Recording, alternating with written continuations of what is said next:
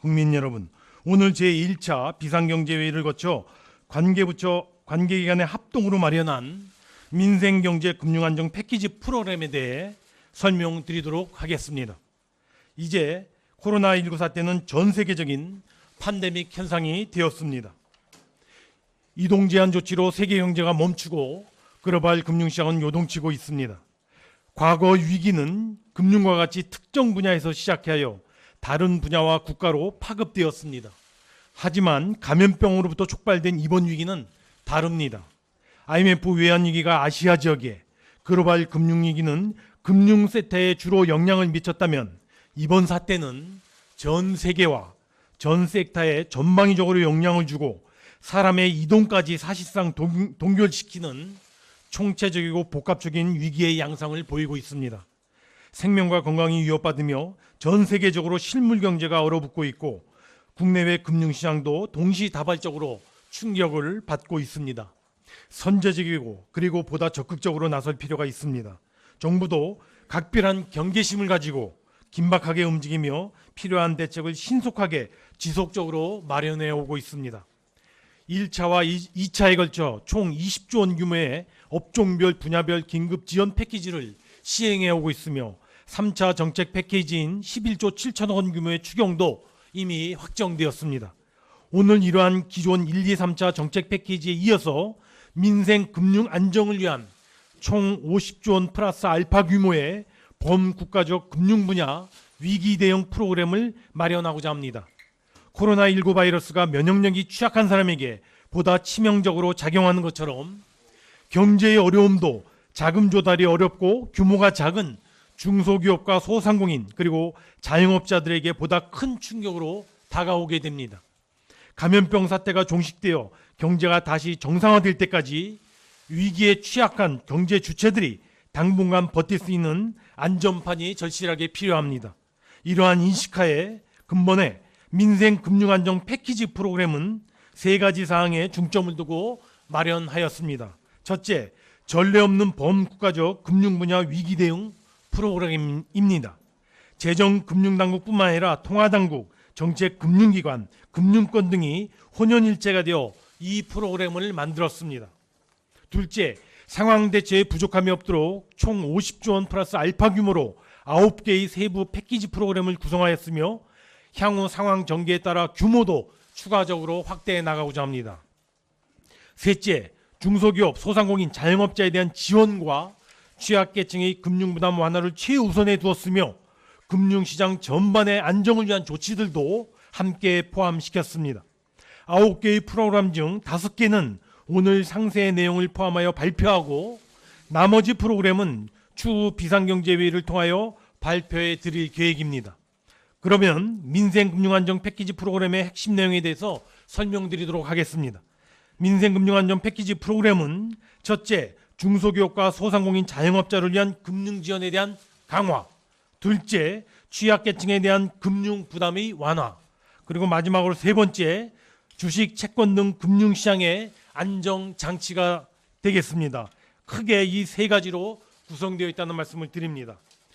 첫 번째, 코로나19로 인한 피해가 가중되고 있는 중소기업, 소상공인, 자영업자에 대한 지원입니다. 대출과 보증 두 가지 트랙에서 긴급한 자금 소요에 대응할 수 있도록 지원 규모를 대폭 확대하고 신속하게 지원해 나가겠습니다. 먼저 대출 규모를 확대하고 지원 체계를 보강하여 사각지대를 최소화하도록 하겠습니다. 먼저 소상공인진흥공단 자금을 중심으로 급증하는 저금리 대출 소요에 대응하여 1.5% 수준의 초저금리 대출 12조 원을 공급하겠습니다. 이를 위하여 민관이 유기적으로 역할을 분담하여 삼층구제의 촘촘한 지원망을 구축해 나갈 것입니다. 1차 지원망은 재정이 직접 담당합니다. 소상공인진흥공단은 신용등급이 낮아 일반 대출이 어려운 분들을 중심으로 2조 7천억 원 규모의 긴급 경영 안정자금을 공급하겠습니다. 특히 저신용 소상공인에게 실질적인 혜택이 돌아갈 수 있도록 그간 고신용자에게도 공급되어 왔던 이 자금을 저신용자를 중심으로 지원되도록 전환하겠습니다. 2차 지원망은 정책금융기관인 기업은행이 담당합니다.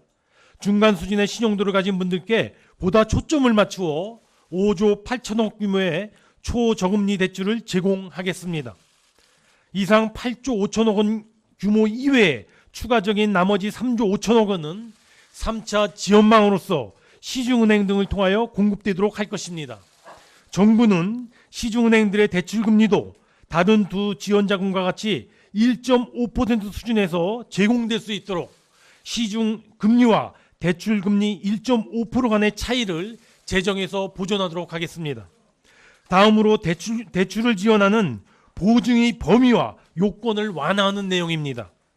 일시적으로 매출이 감소한 중소기업과 소상공인에 대한 대출이 신속하고도 원활하게 지원될 수 있도록 총 5조 5천억 원 규모의 특례 보증 프로그램을 도입하여 은행 대출액의 95%에서 100%를 보증하고 보증을 받을 때 부담해야 하는 보증료율도 1% 이하로 인하하도록 하겠습니다.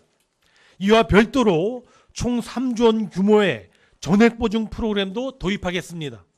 코로나19로 직간접 피해를 입은 영세 소상공인이 긴급히 필요로 하는 소액자금에 대해서는 최대한도로 그리고 신속히 대출을 받을 수 있도록 은행 대출액의 100%를 전액 보증하고 보증 심사 요건과 보증료 부담도 완화해 나가도록 하겠습니다. 둘째, 취약계층에 위한 금융부담 완화 방안에 대해 설명드리겠습니다. 매출 감소로 당장 현금이 부족한 취약계층이 가장 절실히 필요로 하는 대출 만기 연장과 이자 상환 유예를 전 금융권으로 확대 적용하고 연체된 대출에 대한 신용회복 지원도 강화해 나가겠습니다. 먼저 대출 만기 연장과 관련해서는 현재 은행권과 일부 보험, 카드사, 저축은행 등에서 시행되고 있는 만기 연장을 여건이 상대적으로 열악한 제2금융권의 대출까지 포함하여 전 금융권으로 확대하겠습니다. 신협, 농협, 수협, 새마을건국 등을 포함하여 금융권 전체가 한마음 한뜻이 되어 참여하여 코로나19로 직간접 피해를 입은 중소기업 및 소상공인의 대출에 대해 만기를 최소 6개월 이상 연장합니다. 코로나19로 매출이 감소한 중소기업 소상공인에게는 대출에 대한 이자도 큰 부담으로 다가올 것입니다. 이자 걱정 없이 어려운 시기를 넘길 수 있도록 상환기한이 도래한 이자에 대해서도 전 금융권이 동참하여 일정한 전제하에 6개월간 이자 상환을 유예하겠습니다. 이러한 만기 연장과 이자 상환 유예 조치는 코로나19로 인해 매출 감소 등 직간접적 피해가 발생한 중소기업과 소상공인으로서 원리금에 대한 연체, 자본 잠식 등 부실이 없는 중소기업과 소상공인에 대하여 4월 1일부터 시행해 나가도록 하겠습니다. 다만 가계대출과 부동산 매매업, 임대업, 향락 유흥업 관련 여신 등은 여기에서 제외됩니다. 연체된 대출에 대한 신용회복과 채무조정 지원도 강화하여 피해를 입은 소상공인 등이 당장의 어려움을 극복하고 다시 일어설 수 있는 버팀목 역할을 수행하겠습니다. 신용회복위원회의 회복지원 대상에 코로나19 피해자들을 추가하여 연체된 대출에 대한 원금 상환의 유예와 채무 감면 등을 지원하겠습니다. 코로나19 사태로 피해를 입은 소상공인과 개인 채무자들의 연체 채권 등을 자산관리공사가 최대 2조 원 규모로 매입한 후 상환 유예 및 잔기에 걸친 분할 상환 등을 우선 지원할 것입니다. 셋째, 채권 및 주식시장의 안정화에 만전을 기해 나가도록 하겠습니다. 금융시장에 얼어붙으면 회사채와 주식을 발행해 자금을 조달해야 하는 기업이 돈을 구하지 못하는 돈맥 경화가 나타나게 됩니다. 코로나19 피해로 매출이 감소하는 상황에서 자금 조달 시장의 지나친 가격 변동은 상대적으로 건강한 중소기업에도 부담이 될 수 있습니다. 어려운 시장 상황에서는 누군가가 채권을 사서 돈을 순환시켜주는 역할이 필요합니다. 이런 문제의식에서 은행, 증권, 보험 등 금융권이 공동으로 출자하는 채권시장 안정펀드를 조성하겠습니다. 과거 2008년 위기 극복에 기여했던 채권시장 안정펀드의 조성 경험과 운영의 묘를 살려 시장에 온기가 돌아오도록 최선을 다하겠습니다. 신용도가 상대적으로 낮은 기업들을 지원하는 시장안정 채권담보부 증권, 즉 프라이머리 CBO의 신규 발행도 3년간 6조 7천억 원 규모로 확대해 나가겠습니다. 산업은행이 주도적으로 회사채를 인수하여 기업들의 급한 자금 소요를 지원하는 신속 인수제도를 적극적으로 활용하겠습니다. 인수한 채권은 신용보증기금의 보증을 통하여 시장에서 정상적으로 유통될 수 있도록 지원하겠습니다. 주식시장에도 안전판을 만들겠습니다. 주식시장의 과도한 불안이 실물 경제와 경제 심리를 위축시키지 않도록 금융권이 공동 출자하는 증권시장 안전기금을 조성하겠습니다. 증시가 회복될 때까지 한시적으로 운영하면서 개별 종목이 아닌 시장 대표지수 상품에 투자하여 주식시장 전반의 안정을 도모하는 역할을 수행해 나갈 것입니다. 채권시장 안정펀드와 증권시장 안정기금의 세부적인 방안과 규모 등은 추후 비상경제회의를 통하여 발표해 나가도록 하겠습니다. 국민 여러분, 우리 경제가 거쳤던 많은 위기들이 사전 예고 없이 다가왔고 이에 대응했던 수단들도 수많은 변천을 거쳐왔습니다. 돌이켜보면 수많은 위기를 이겨낸 핵심은 정부와 기관, 민간, 국민들이 함께 힘을 합치고 마음을 모아 대응했던 특유의 협력과 소통 그리고 근성이었습니다. 근본 대책은 정부뿐만 아니라 한국은행, 금융기관 등의 긴밀한 공조를 바탕으로 마련되었음을 다시 한번 강조하여 말씀드립니다. 현 상황이 전례 없는 새로운 위기이기에 대응 수단도 이에 상응해야 한다는 공통된 인식과 고민의 결과물이라 할 것입니다.